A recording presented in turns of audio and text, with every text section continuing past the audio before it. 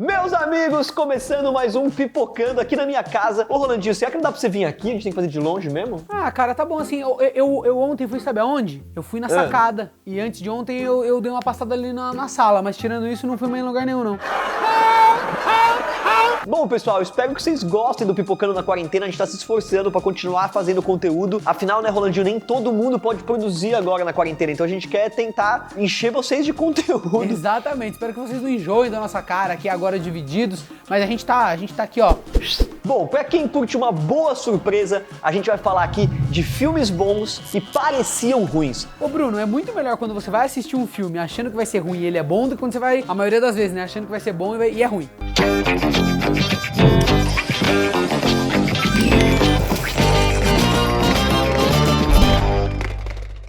Quando anunciaram um live action de Dora Aventureira, imagina, gente, ninguém imaginou que esse filme teria tanta polêmica. É verdade, a primeira delas foi pela escolha do elenco, que teve a Isabella Moner, de 18 anos, como protagonista. A verdade é que ninguém esperava muita coisa de um filme live action dessa personagem, mas depois disso a internet explodiu com memes e comentários sobre a atriz. Teve alguns babacas aí que sexualizaram a garota, acreditando que ela era gata demais pra interpretar uma personagem infantil, mas aí tá na cabeça das pessoas, né? Wait, aren't you guys more excited? Outro problema teria sido ali a visão criativa do diretor, já que ele escolheu alguém mais velho pro papel, mas continuou com os elementos infantis da série. Alguns exemplos são a roupa clássica do desenho, que causou um certo estranhamento, já que adolescentes não se vestem daquele jeito. Muito menos pessoas de 18 anos.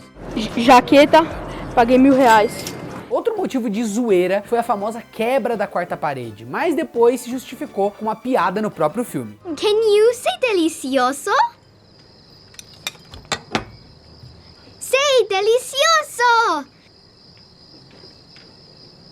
She'll grow out of it. Aliás, no final das contas, a adaptação calou a boca do público por saber brincar legal aí com o próprio universo, dando um tom bem humorado pra história. A surpresa foi tão grande que o longa da Dora Aventureira ganhou 84% de aprovação no Rotten, além de elogios pra protagonista e aquele clima bem família. É verdade, o crítico adora Aventureira.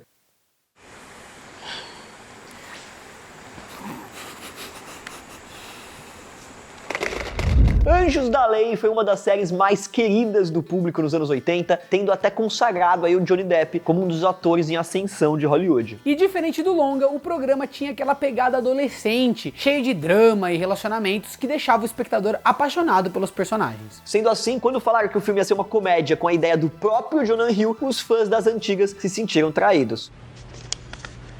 E realmente, a adaptação troca a essência da série por um humor pastelão, cheio de cenas que chocam pela estupidez dos personagens. Mas para surpresa de todo mundo, o filme conseguiu convencer mesmo com todas essas mudanças, iniciando um novo gênero dentro desse universo. Além do mais, os criadores acertaram em cheio ao colocar a dupla como novos membros da equipe policial, em vez de simplesmente fazer um remake. Get ready for a lifetime of being badass motherfuckers.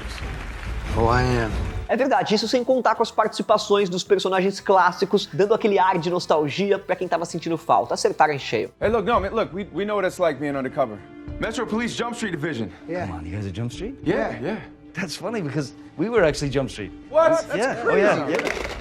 Mad Max Estrada da Fúria foi a maior surpresa de 2015, se consagrando entre os melhores filmes da década, como a gente até fez questão de citar no nosso especial. Não devia ser surpresa se tratando aí do George Miller, mas essa conquista foi bem difícil, já que o filme dele passou por problemas de produção e de orçamento. Pra você ter uma ideia, a pré-produção começou em 95, depois do George reconquistar os direitos da franquia e decidir fazer uma continuação.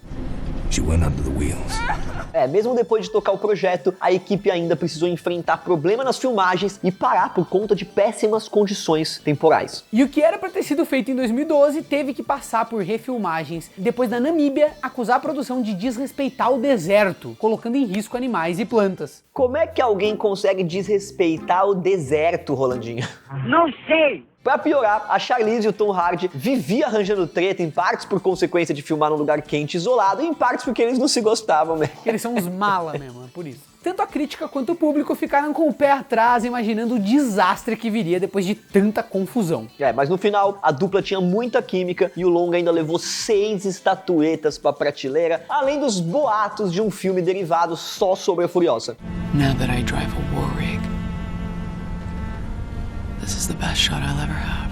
E, ironicamente, apesar da treta com a Namíbia, o filme traz uma boa mensagem sobre problemas ambientais, como aquecimento global e escassez de recursos. Mesmo tendo desrespeitado o deserto, Desrespeitou ele tem uma pouco. mensagem legal. Gente, não desrespeite o deserto. Não desrespeite o deserto. Jumanji marcou gerações com uma aventura totalmente pirada e muito carisma, o que acabou conquistando a criançada e os adultos. Cara, era muito divertido. Jumanji, depois da franquia, né, foi além, virou tudo. Mas aquele primeiro filme, cara, é muito legal, além de ser inovador do uso de computação gráfica num nível que ninguém tinha visto antes. Somebody roll a 5 or an 8. He did. Mas o novo filme não foi tão bem recebido de início, em partes por terem escolhido o pior momento possível para divulgar, próximo à morte do Robin Williams. E além de ter sido considerado um desrespeito, a verdade é que os fãs também ficaram decepcionados, pois eles sabiam que não tinha nenhuma chance dele participar. O ator que deu vida ao Peter no original chegou a criticar a ideia de um remake, chamando de egoísta e insensível fazer um negócio desse. Mas nem isso impediu que a Sony colocasse a produção como prioritária e ainda anunciou algumas mudanças. Na verdade, eles imaginaram que isso aí de repente podia ser até um jeito de o filme ser mais visto, né? Yeah, sure, yeah, I'll help you out. Uma delas, que também recebeu críticas, foi a modernização da história ao contar com um videogame retrô em vez do clássico jogo de tabuleiro lá que tem na franquia original. Mas a verdade é que essas atualizações caíram bem, conseguindo conversar aí com a nova geração que não tinha tanta intimidade aí com o primeiro, sem tirar a essência que faz uma homenagem ao clássico. Outra escolha acertada foi o elenco, que apesar de adultos, eles tinham personagens com alma de adolescente, garantindo o tom de comédia desse filme. You're Spencer? You? Yes, guys, I'm telling you. I am Spencer. I'm Spencer. Yep, that's Spencer. No fim da história, a produção foi sucesso de bilheteria, conquistando uma nova geração de fãs e ainda garantiu a sequência lançada em 2019. A sequência da sequência da sequência da situação. Wait a second. Where's my phone? Depois de supostamente encerrarem a franquia X-Men, os realizadores decidiram explorar o passado dos personagens até que surgiu a ideia do Primeira Classe. E depois de anos de treta, roteiros mudados, diretores entrando e saindo, greve do sindicato dos roteiristas. Tá parecendo o Brasil. Nossa, que loucura. O filme finalmente foi confirmado lá em 2011. Excuse me, I'm Eric Lensher. Charles Xavier. Go fuck yourself. Mas nem assim a equipe teve paz, e cada passo do filme era criticado, a começar pelo figurino que os fãs odiaram. Apesar da homenagem ao uniforme amarelo dos quadrinhos, o público não curtiu as outras caracterizações, como por exemplo da Emma Frost. Isso porque a roupa mais parecia confeccionada à mão ali por algum artista amador, além de ser bem brega. Sebastian Shaw's associate. Pra piorar, lançaram alguns pôsteres de divulgação de gosto bem duvidoso, deixando a mídia aí chocada pela falta de técnica. Eu diria que tosco. Eu também. Era um pior que o outro, com as peças não se encaixando muito bem, dando aquela impressão de montagem feita na aula de informática, sabe? Mas o diretor não se deixou intimidar e continuou aí com o conceito que ele escolheu, entregando um baita filme com clima de espionagem e atuações absurdas.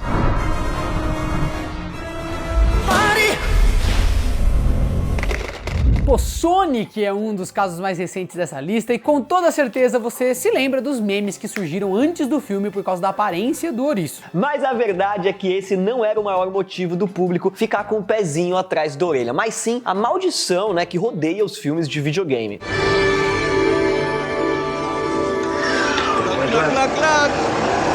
Que merda, hein? Isso porque, independente de parecer muito legal durante as filmagens, o resultado costuma ser uma catástrofe e sempre decepciona os fãs. Um bom exemplo disso foi o Warcraft, que tinha tudo pra dar certo, um diretor fã que curtiu o projeto, um trailer emocionante pra caramba e acabou sendo mais do mesmo. Que pena. Pode colocar a foto do ator que é igualzinho a mim aqui, ó, coloca lado a lado que a galera da internet sempre faz essa comparação. Não, nada a ver, irmão. A história começou a mudar com o lançamento do Detetive Pikachu, que não só agradou o público, como também boa parte da crítica. E Sonic ficou na cabeça da galera, que foi aí conferir o resultado da mudança e acabou se surpreendendo com uma história cativante, uma criatura fofinha. Eu gostei, Rolandinho, achei divertido o filme, achei que é um Deadpool assim pra família inteira, me surpreendeu.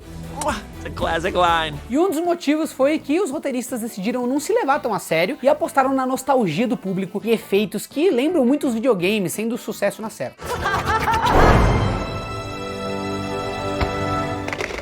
Meninas Malvadas é um clássico das comédias adolescentes e lançou uma das personagens mais icônicas do cinema. E se a Regina George é um estereótipo bem construído pela grande humorista Tina Fey, a verdade é que o roteiro também surpreende. Apesar de não existir alguma história cabulosa que fez o público desacreditar do filme, ainda assim, ninguém dava nada e a qualidade mostra outra coisa nas telonas. O motivo seria o preconceito que existe com esse tipo de filme aí, desse gênero. Afinal, a maioria das produções não são lá grande coisa, mesmo divertindo e cativando ali o público que gosta. Eu, por exemplo, gosto. That's okay.